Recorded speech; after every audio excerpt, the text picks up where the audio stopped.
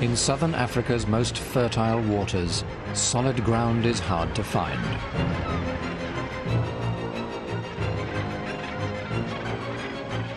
Thousands of breeding creatures flock to rocky islands. These barren outcrops host nurseries packed to the gills.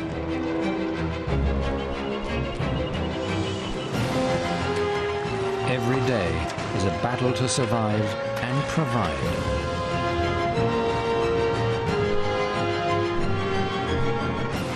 Only with teamwork and dedication can new life be raised. These are South Africa's crowded islands.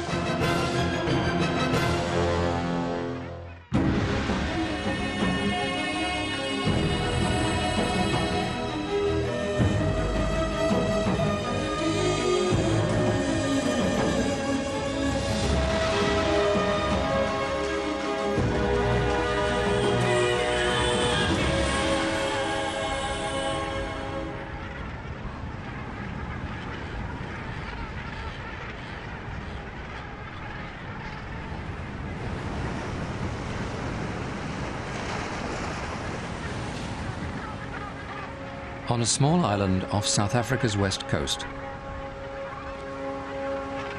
a young Cape Gannet is about to make one of the most crucial choices of her life.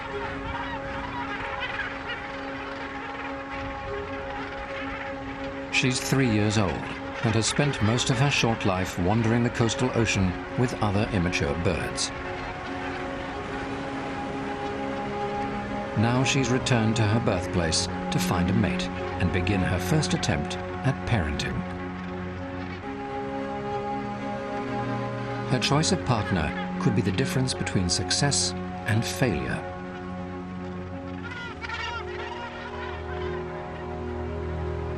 A male vies for her attention with alluring head shakes.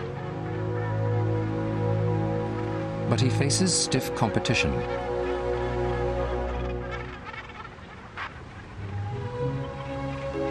There's no shortage of suitors here.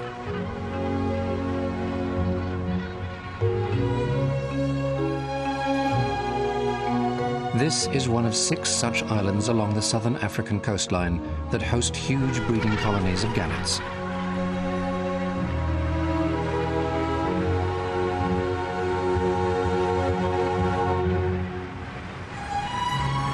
These hard granite outposts are largely barren, battered by wind, sun, and sea.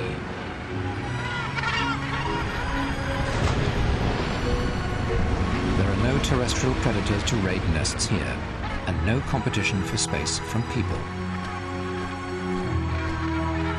But their real attraction is the water that surrounds them. The islands emerge from the rich waters of South Africa's cold Benguela Current. In the spring and summer months, prevailing southeasterly winds drive the upper layer of coastal water northward. Nutrient-rich water from the depths rises to take its place in great upwellings, feeding an abundance of marine life.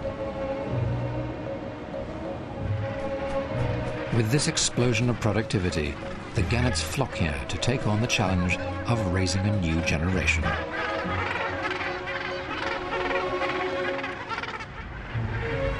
A fully stocked larder surrounds them, and they can feed themselves and their young. The birds in turn give back to this environment in the form of a surprising supplement: their droppings. With up to 60,000 gannets in these colonies, their droppings accumulate in great amounts, known as guano. This guano is full of nutrients and enriches the surrounding water and the rocky shore. It turns the island's margins into hotbeds of life.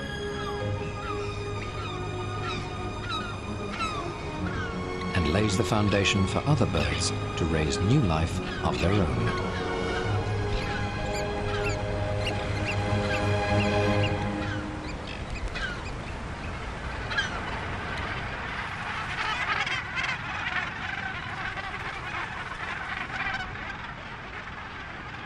After careful consideration, the young female has chosen a mate. In the coming months, the inexperienced pair must rely entirely on one another if they hope to successfully raise a chick. They will face extreme conditions, competition for space, hunger, and the need for constant vigilance.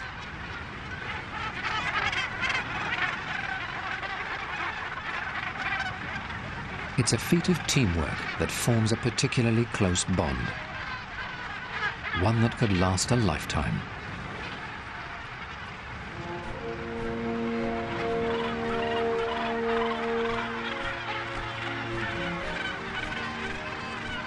Overhead, gannets continue to return to the colony.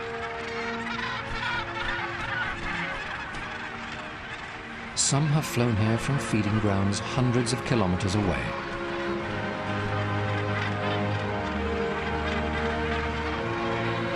Now they must each find their mate in the throng. One by one, they join the flying wheel. They all circle in the same direction to avoid collisions while they gaze at the ground.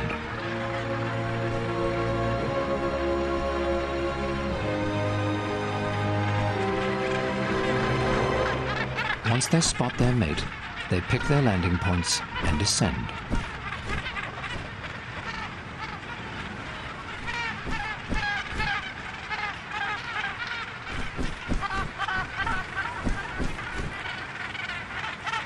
This male hasn't seen his mate since the end of the last breeding season, months ago. His incredible ability to recognize her by both sound and sight will now be put to the test.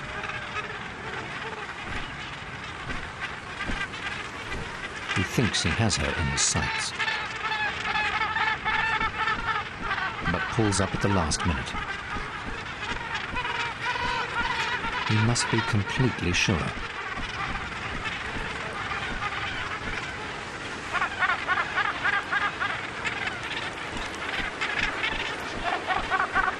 Eventually, he lands.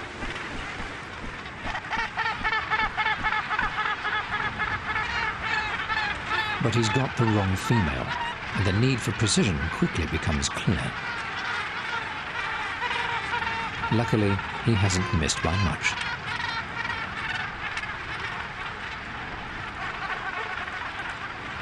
The reunited pair begins a touching ritual of recognition.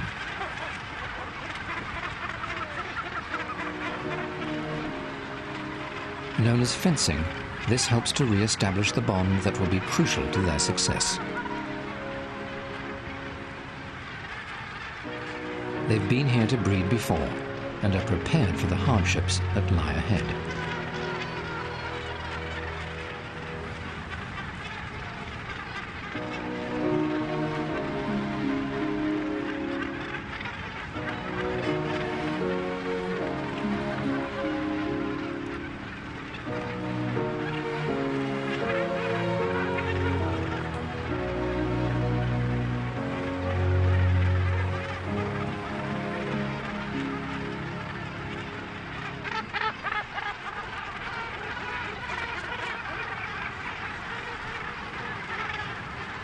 With thousands of birds all nesting on the crowded islands, space is hard to come by.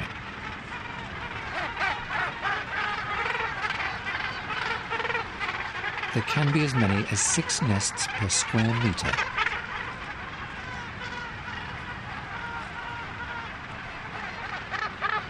On many of the crowded islands, this congestion is partly due to the presence of imposing neighbors.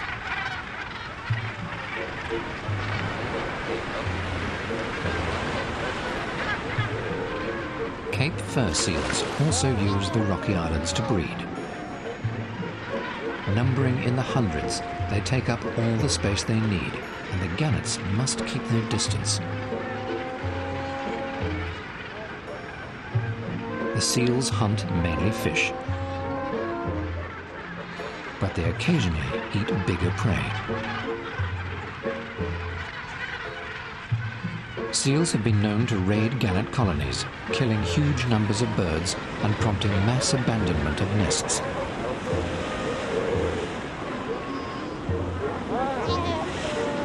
To protect the gannets, conservation authorities are stationed to keep the two species separate.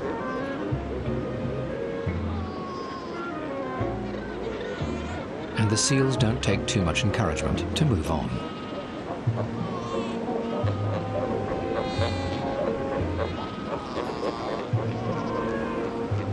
For now, these measures will keep them at bay.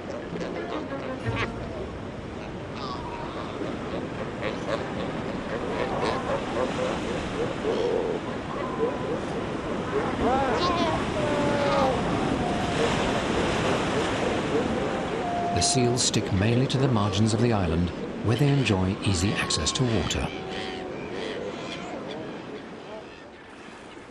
But no species makes better use of the rocky shore than the African black oystercatcher.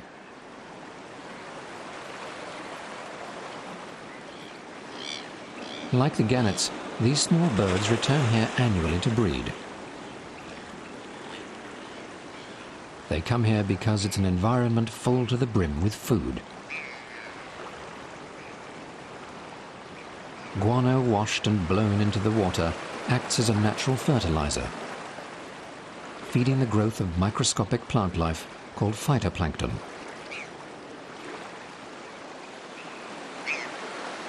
This in turn nourishes filter feeders like mussels, which grow prolifically along the rocks. These shellfish provide a banquet for the birds and can support more than 100 oyster catchers per kilometre of shoreline. An equivalent strip on the mainland could support just 4.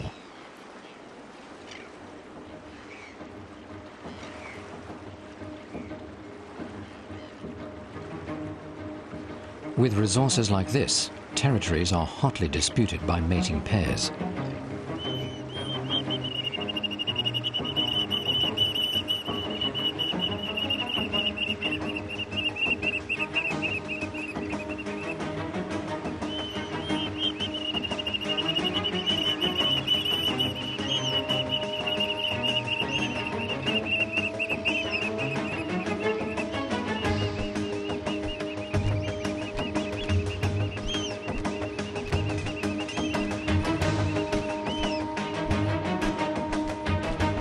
The dispute ends in a brief skirmish.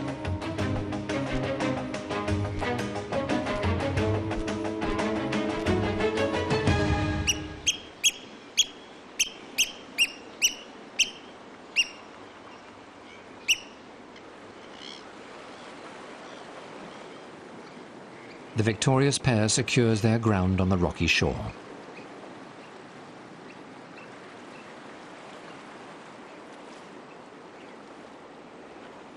Their hard-won nesting grounds will have easy access to their food supply.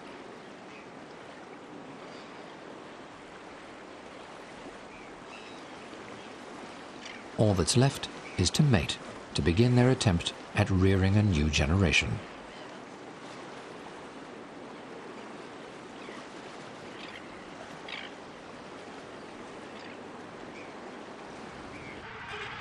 For the gannets, things are more difficult.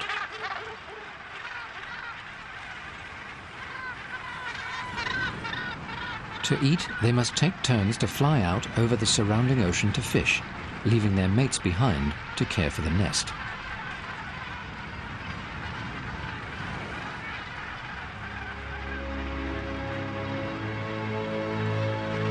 Just weeks after arriving on the island, the young female stands over her very first egg.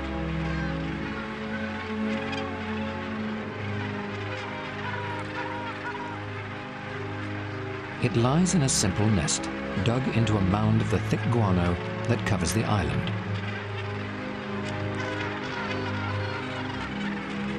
While most birds sit on their eggs, she, like all gannets, incubates with her feet.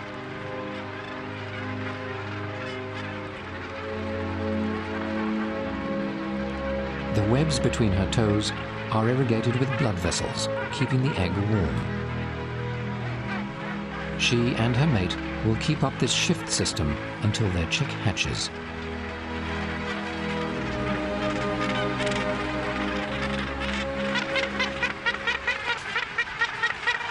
In In the limited space, tensions can rise. Fights can break out, usually between gannets of the same sex.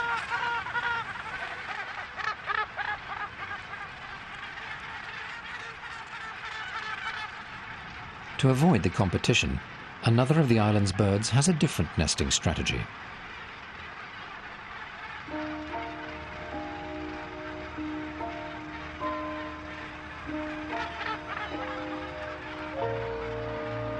Crowned cormorants are endemic to the west coast of southern Africa.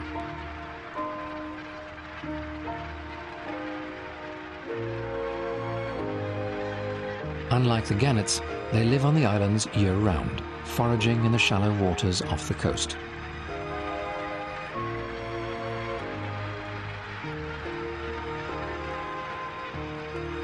Most breeding happens in the plentiful summer, and on this island, there's one nest that stands out above the rest. It towers more than 2.5 meters high, made of sticks, feathers, and bones. Here, a male is trying to woo a female.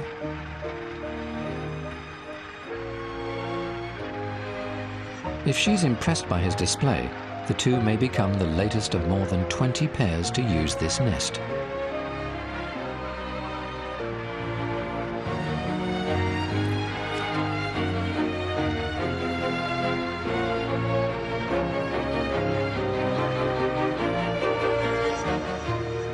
The high-rise roost lifts the cormorants above the commotion on the ground.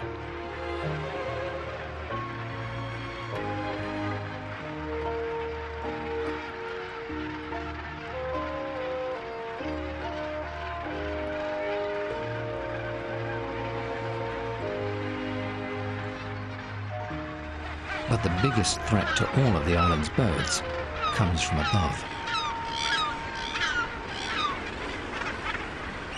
Kelp gulls forage mussels from the rocky shore, but the egg or chick of one of the island's other inhabitants makes a more satisfying meal.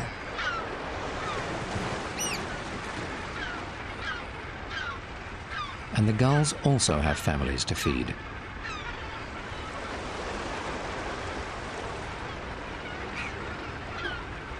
With prying eyes on the lookout for an easy meal, the gannet parents must be extra vigilant. For the young female, after a month and a half of incubating, the wait is finally over.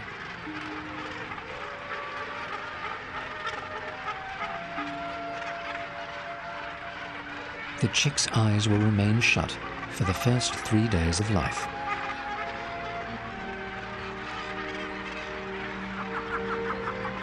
It's entirely at the mercy of its parents' care, and for them, the pressure is on.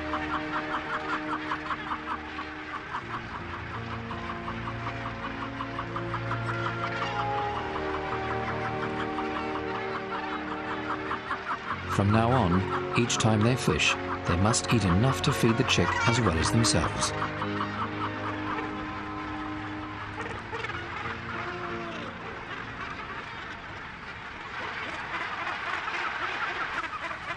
Shortly after the chick has hatched, the male returns to the nest.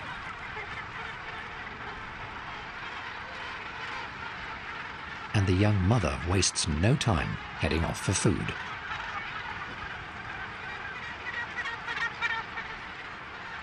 But a vertical takeoff is only possible with a strong wind. Every colony keeps a strip of open land at the edge to serve as a runway on still days. She must make it here to get airborne. To appease the hordes between her and the colony edge, she performs what is known as sky pointing. It's a posture that seems to suggest she'll take extra care while moving through.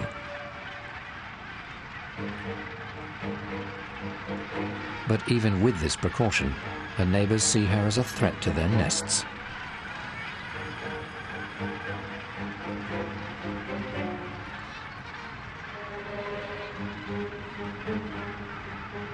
With a mouth to feed, the mother's patience is exhausted, and she makes a sudden rush for the edge.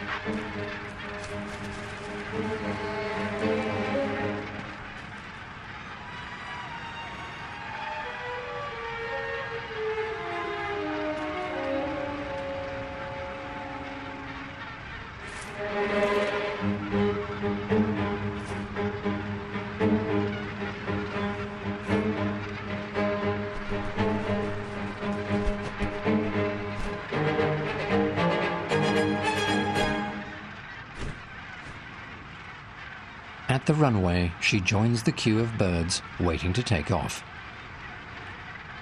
With narrow wings evolved for streamlined dives, she must use her feet to gain momentum and lift.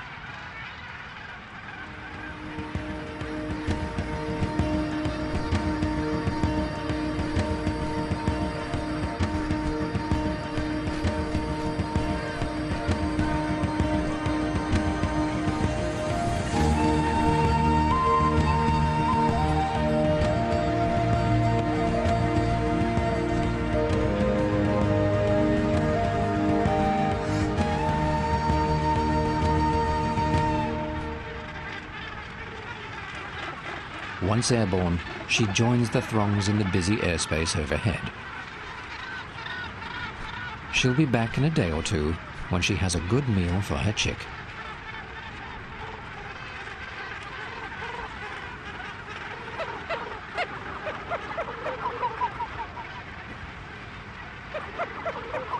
It's not just foraging that takes on extra importance after the chicks hatch.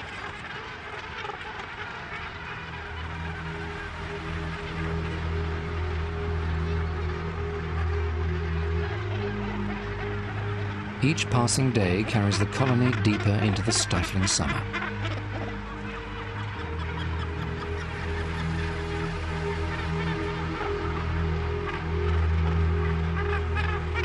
With no protection from the sun, temperatures begin to soar, reaching up to 40 degrees Celsius. This presents a test of patience and stamina for the young gannet father. It's now a week since the chick hatched, and it's still completely reliant on its parents.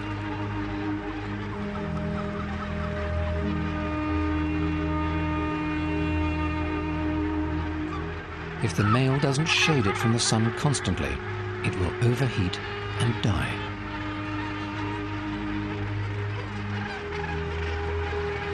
He will spend around 40 hours alone at the nest while his mate forages.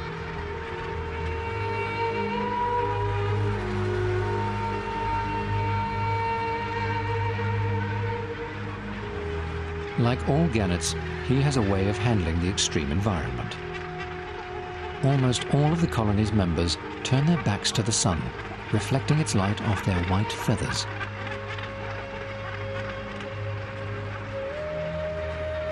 The thin skin of their throats has an extensive network of blood capillaries. Rapidly moving air over these vessels helps to cool the blood, which then cools the bird's whole body.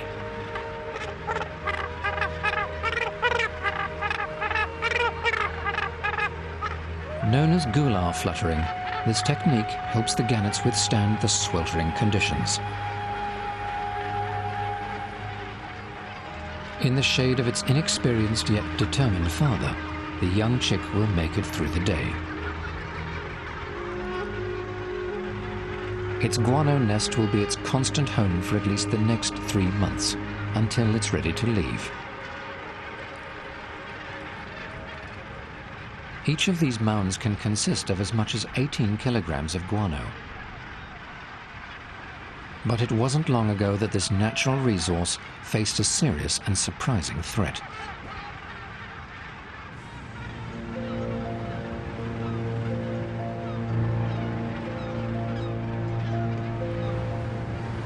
In the 1830s, people realized that the guano on these islands was an incredibly effective fertilizer. Known as white gold, it was described as caking the islands in layers up to 10 meters deep.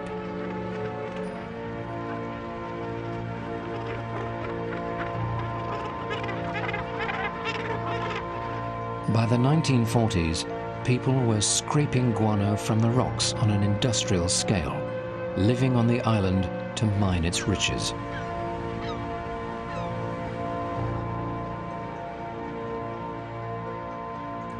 This had a disastrous effect for another seabird in particular.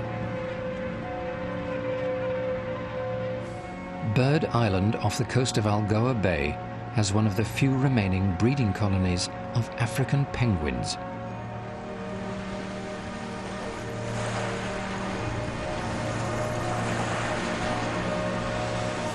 These quirky birds are endemic to the coastal areas of southern Africa. Like the gannets, they breed in nesting sites on other crowded islands. But they are crucially different from their island neighbors.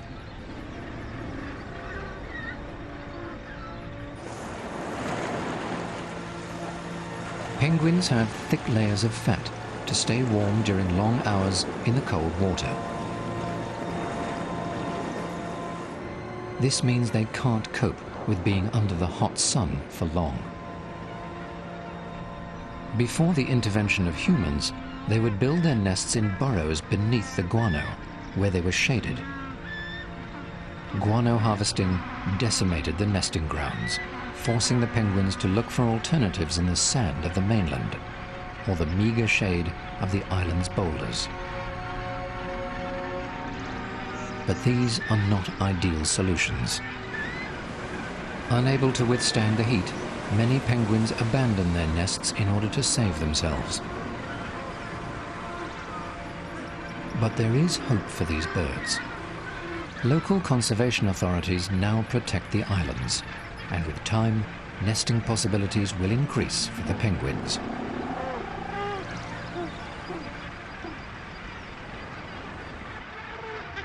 As evening draws on in the gannet colony, the heat of the day subsides.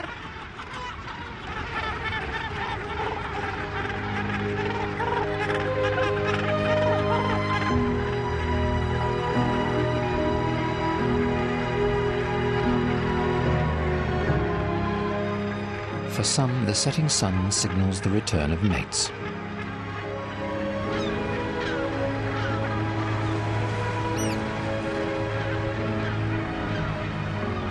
Pairs will spend a rare few hours together before morning signals the next fishing shift.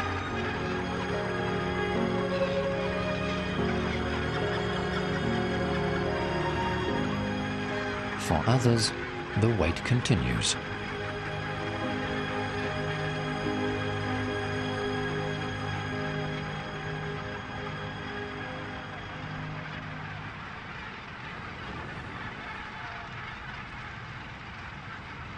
Foraging birds that don't return by sundown spend the night roosting on the surface of the sea. There's no coming or going by night.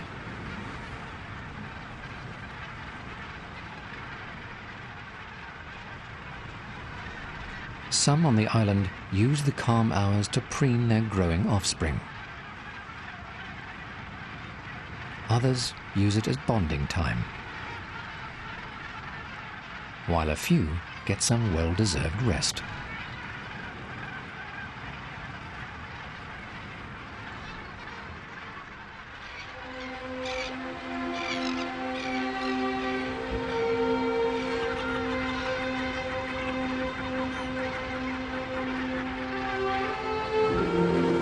With the arrival of the new day, the colony is abuzz with business.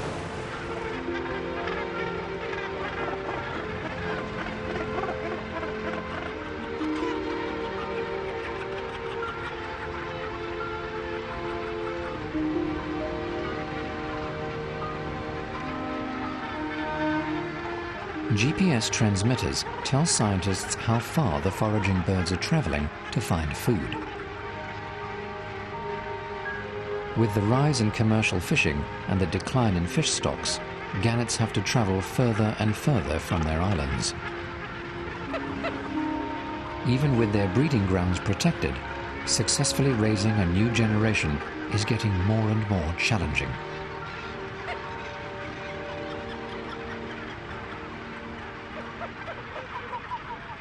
Hunting parties gather in hundreds, looking for sardines and anchovies.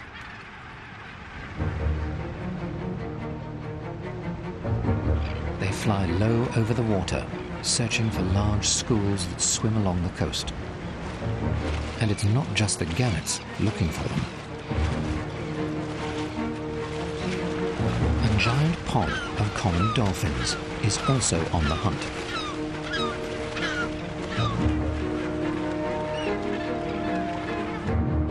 But the sharks find them first.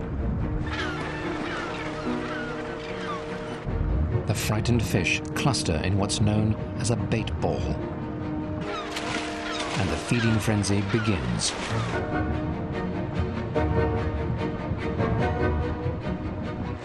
Gannets dive from heights of up to 20 meters. Their streamlined bodies pierce the surface like javelins, with their narrow wings tucked in tight.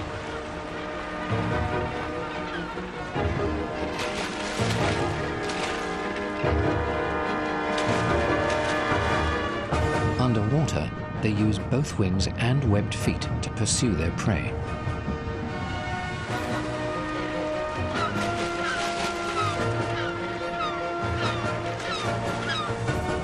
Eventually, the bait ball is pushed right to the surface, and it's easy pickings for the birds.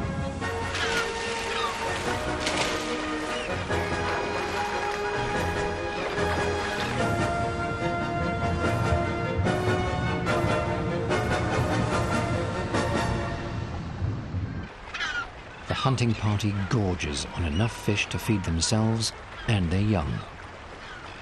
But not all will make it back. During the hunt, a gannet has broken its neck.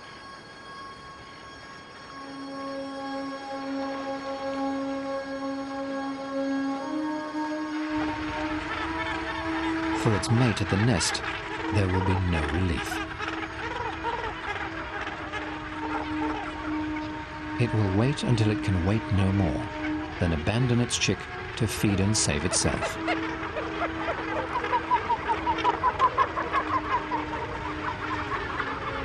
Even for those that do return, the chaos of the hunt can take its toll.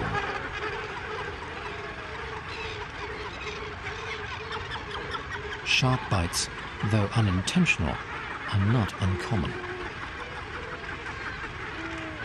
The injured bird isn't feeding its chick, which has stopped begging, sensing something's wrong.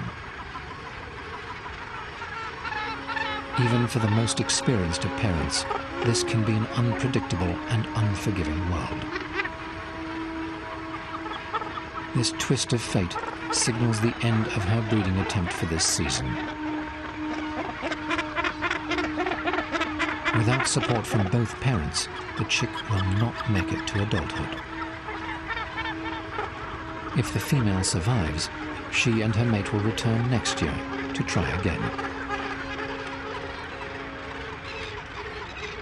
For most, though, a parent's return means a long-awaited meal.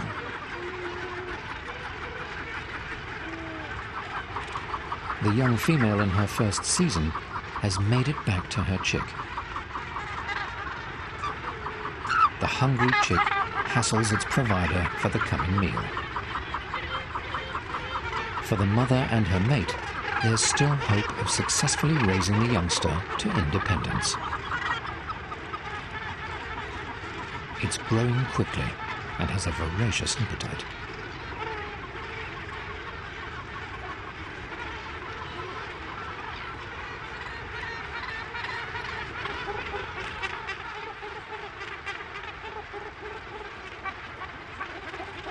With mother and baby both satisfied, all that's left is to settle down for the long hours of guarding until the chick's father returns.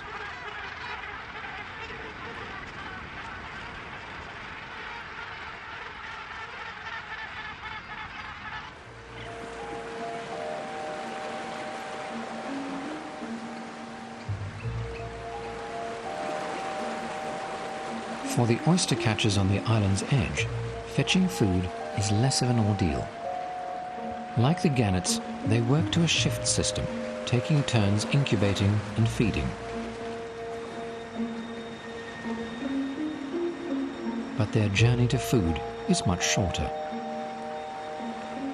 For them, the biggest threat is other birds.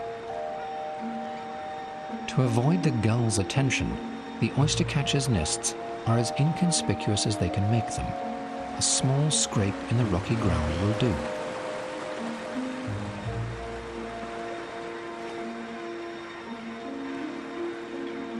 The eggs are speckled to add to the camouflage.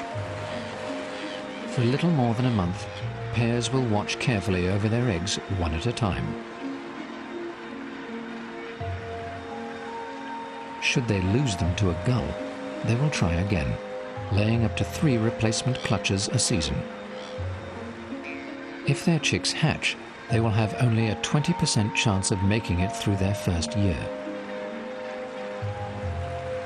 It's a bird-eat-bird world on South Africa's crowded islands.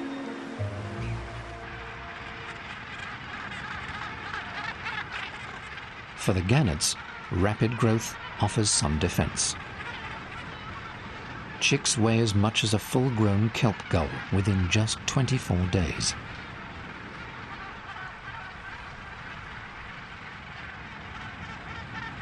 But a lot can happen in 24 days.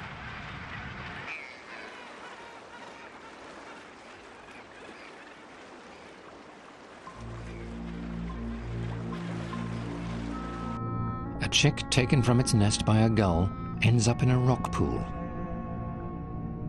Here, as everywhere in the natural world, the death of some provides opportunity for others.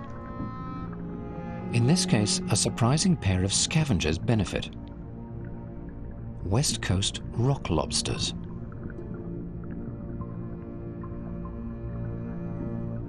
These carnivores usually subsist on the likes of starfish and sea urchins, but the chick presents a valuable source of food. They slowly emerge to investigate. The smaller of the 2 males is first to the prize, but his bigger companion wants his share and takes it by force.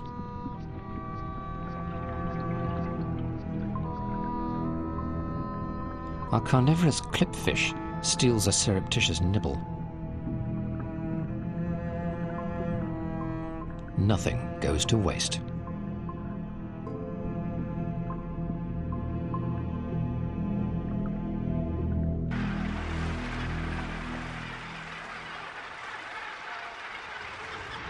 While many chicks won't make it, around 60% will survive to fledging. Around 80 days after hatching, the young gannet's first chick has reached its full size. It will remain in the nest for another 10 days until its parents stop feeding it and it's forced to leave. For now, the adults continue to provide. By opening its beak inside its mother's throat, it avoids letting any of the precious protein fall to the ground. It's invasive, but effective. For the inexperienced mating pair, their job is nearly done.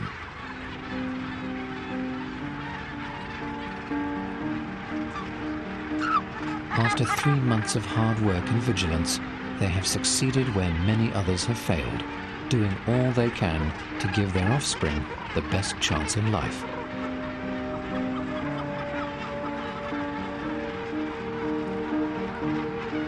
The colony is bustling with pre-departure preparations. Parents preen their fledglings for the last time, and they reciprocate. Around the islands, more and more fledglings are starting to leave their nests.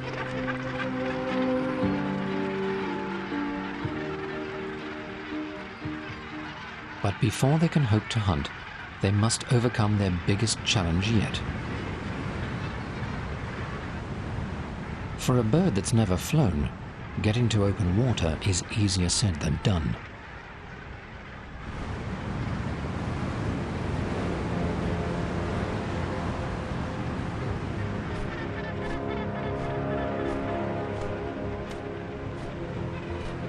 The fledglings spend up to 6 days at the edge of the colony before embarking on their inaugural flight to explore the coastal seas.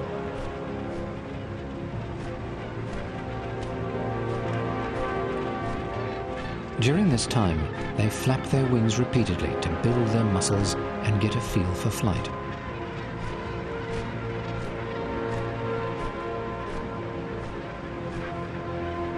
But with no guidance from their parents, it can take more than growing strength to learn to fly.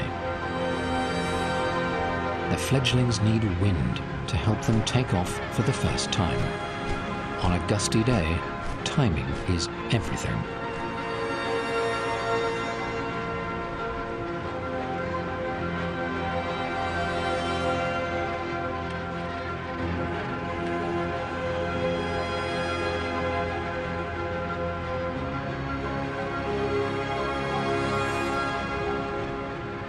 As the wind blows in, a fledgling takes off on its maiden flight. It begins well, but the gust dies, leaving him in the water. It's a disastrous result. Lacking strength and experience, he can't take off again.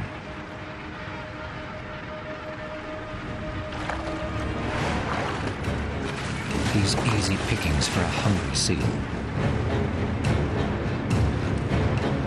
Unable to grip the bird, the seal shakes it furiously to tear off chunks of flesh.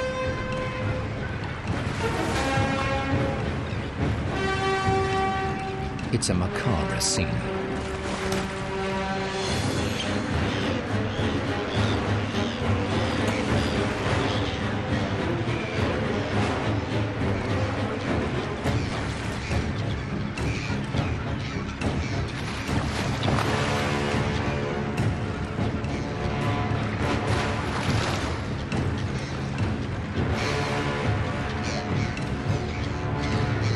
As more failed flights leave birds floundering in the water, it's also a valuable opportunity for the kelp gulls.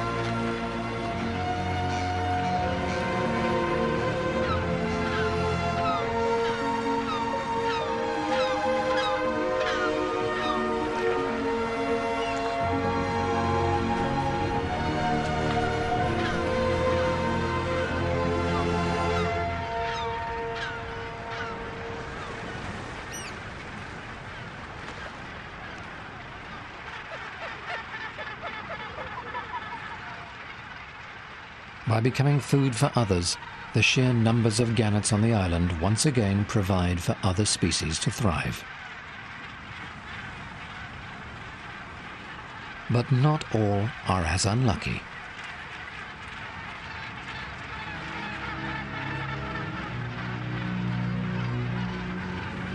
Soon enough, the sky is peppered with brown-feathered fledglings. In the coming weeks, thousands will head out to sea to begin 3 years of exploring the coasts before returning to breed. For the adults, another season is coming to a close. The countless teams of 2 will soon depart, going their separate ways to live alone.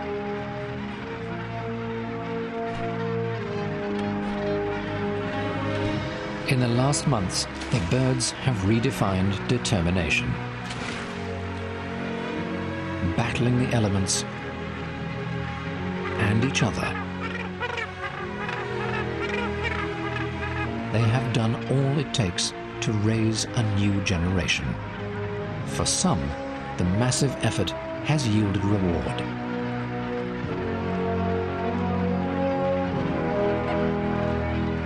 For others, it has come at the ultimate price. But while not all have made it through the season, the immediate future of the species is secured, as long as they can return to the organized chaos of the crowded islands.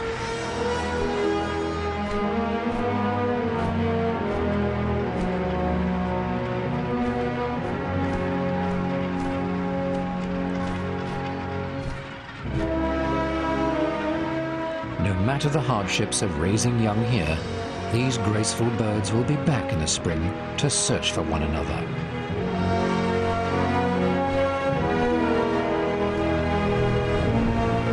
And start the whole process all over again.